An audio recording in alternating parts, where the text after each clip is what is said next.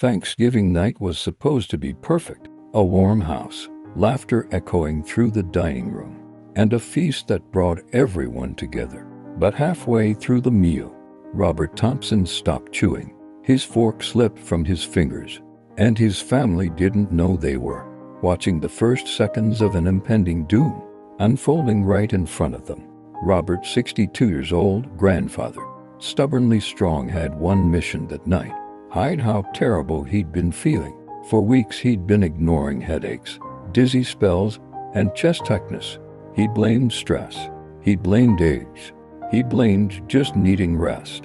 But what he never blamed, and what he never treated, was the truth: his dangerously high blood pressure. He had run out of his medication 3 weeks ago and told no one. Just salt and stress, he said. He was wrong, fatally wrong. As the family said grace, Robert felt a pounding behind his left eye, then a wave of nausea, then a sudden, sharp pain in his neck. Clues the family missed. He kept blinking one eye harder than the other. He pressed his fingers against his temple. He was sweating despite the cool room. He kept asking people to repeat themselves. To him, the lights felt too bright, the voices too loud, the world slightly tilted, but he refused to ruin Thanksgiving. So he smiled through the pain. His daughter, Anna, watched him closely. He looked off. His smile was crooked, his words slower. "Dad, are you okay?" she whispered. He chuckled weakly. "Too much turkey, sweetheart." But she noticed something else. His left hand trembling under the table. Anna couldn't shake the feeling. She leaned in and whispered again, "Dad, look at me." He turned, and for a split second, Anna's stomach dropped. The left side of his mouth was beginning to droop. Then came the worst sign of all. He tried to lift his glass, but the glass slipped, shattering across the table. Everyone jumped from their seats. Robert's breathing was shallow. His eyes were unfocused. He opened his mouth to speak, but his words came out slurred, like he was underwater. Two. He couldn't finish a sentence. He couldn't understand their questions. He couldn't move his arm. The room turned to chaos. The turkey fell from the platter. Chairs toppled. Someone screamed. Anna yelled, tears already streaming.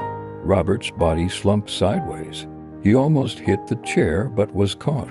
His breathing became ragged. The family realized this wasn't indigestion. This wasn't fatigue. This wasn't age. This was a stroke, a severe one. He has been hypertensive but refused to admit it. Quite unfortunate. The sirens were minutes away, but every second mattered.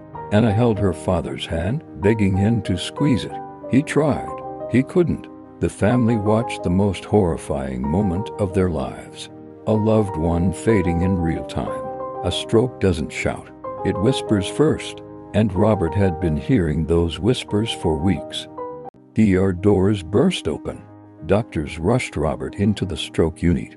But the moment Dr. Singh saw his scan, he knew the family's worst fear was real. Massive hemorrhagic stroke. "We need to act now." Dr. Singh had one mission: stop the bleeding in Robert's brain and prevent the swelling that could kill him. He studied the CT scan again. The bleeding was deep, the pressure rising fast. Time was running out.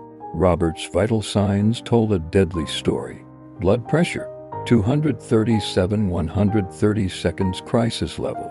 Heart rhythm unstable. Severe headache before collapse. Weeks of untreated hypertension. These symptoms pointed to the cause. A vessel in his brain had burst under extreme pressure, and it didn't happen out of nowhere. There were warnings. Ignored, dismissed, minimized. In the waiting room, Anna sobbed into her hands. Her father had always been the strong one, the one who never got sick, the one who kept everything inside. Now she realized that silence may have just cost him his wife. Dr. Singh questioned the family gently. Did he take his hypertension medication regularly? Silence. Then Lena whispered, He stopped. He said he felt better. The doctor closed his eyes. He'd heard this story too many times. Feeling better didn't mean being better. Not with blood pressure.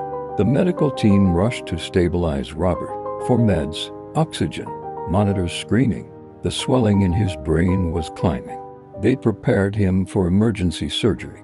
Before they wheeled him away, Anna held his hand and whispered through tears, "Dad, please fight." Hours later, the doctor returned, exhausted, drained, but honest. "We were able to control the bleeding," he said, "but the damage is severe. A stroke this large, during a hypertensive crisis, left scars no surgery could erase."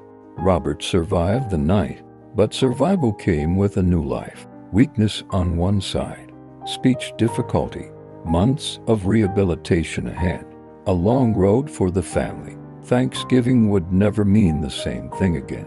But Anna made a promise. No more ignored symptoms. No more skipped medications.